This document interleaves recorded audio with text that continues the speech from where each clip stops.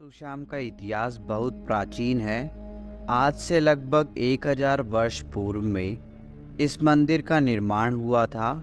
सीकर जिला मुख्यालय से 43 किलोमीटर दूर खाटू नामक गांव में बाबा खाटू श्याम का प्राचीन मंदिर है। इस मंदिर में भगवान श्री कृष्ण और बर्बरीक की पूजा होती है। खाटू श्याम में बर्बरीक का सिर है, जिसे बर्बरीक ने भगवान श्री कृष्ण के कहने पर दान कर दिया था। कलयुग में खाटू श्याम को श्री कृष्ण का अवतार माना जाता है।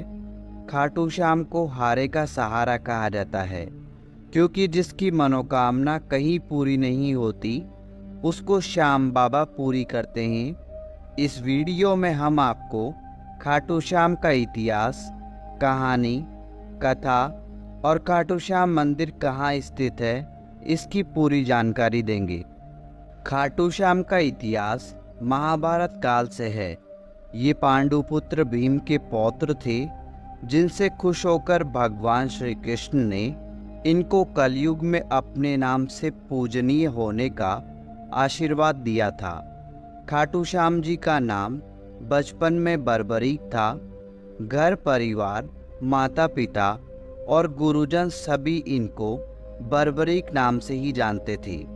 भगवान श्री कृष्ण ने इनको अपने घुंघरालू बालों की वजह से श्याम नाम दिया था। खाटू श्याम जी को श्याम बाबा, दीनों का नाथ, कलयुग का अवतार, शीश का दानी, खाटू वाला श्याम, हारे का सहारा, लगदातार, नील घोड़े का असवार, खाटू नरेश आदि नामों से भी जाना जाता है। खाटू श्याम को मोरवी नंदन भी कहा जाता है। खाटू श्याम जी की कहानी की शुरुआत मध्यकालीन महाभारत से शुरू होती है। बलवान भीम के पुत्र का नाम था घटोत्कच। घटोत्कच का विवाह दैत्य राजा मूर की पुत्री कामक कंटकटा, जिसे मौरवी के नाम से भी जाना जाता है, के साथ हुआ था। मौरवी और घटोत्कच ने एक पुत्र को जन्म दिया, जिसका नाम था बर्बरीक। बचपन से ही बर्बरीक ने अपनी माता मौरवी और भगवान श्री कृष्ण से युद्ध कला सीखी।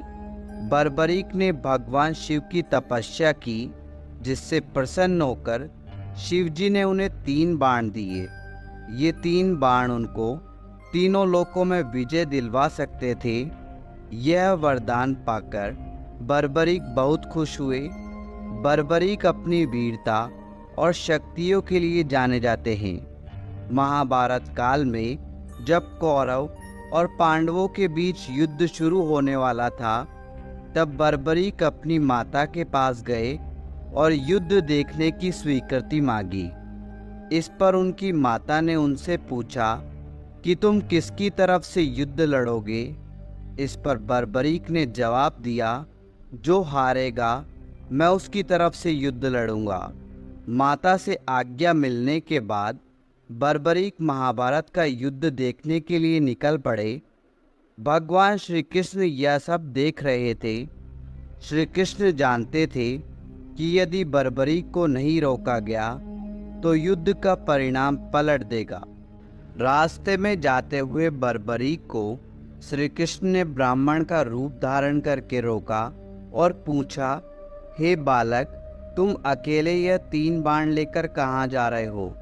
तब बर्बरीक ने जवाब दिया कि मैं महाभारत का युद्ध देखने जा रहा हूँ और इस युद्ध में जो हारेगा मैं उसका साथ दूंगा।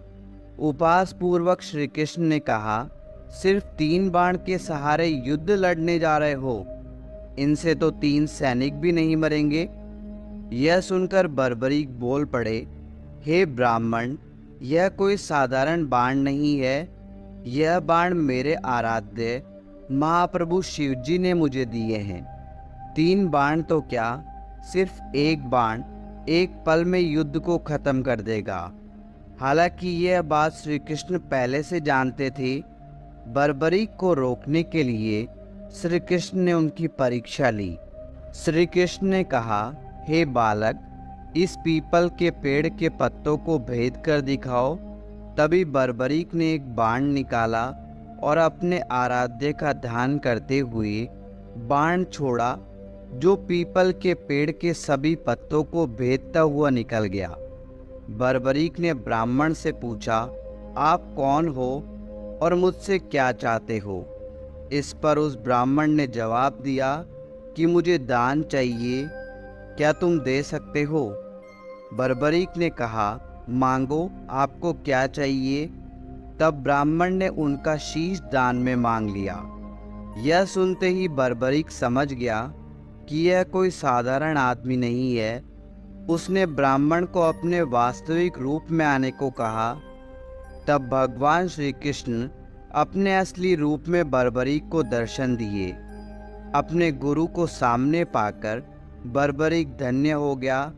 तब बर्बरीक ने रात भर भजन किया और दूसरे दिन फाल्गुन शुक्ल द्वादशी को स्नान करके अपने हाथों से बर्बरीक ने बिना देरी किए अपना शीश काटकर भगवान के चरणों में रख दिया। भगवान श्री कृष्ण ने शीश को एक ऊंचे स्थान पर रखा ताकि बर्बरीक महाभारत का युद्ध देख सके। बर्बरीक की दानवीरता से खुश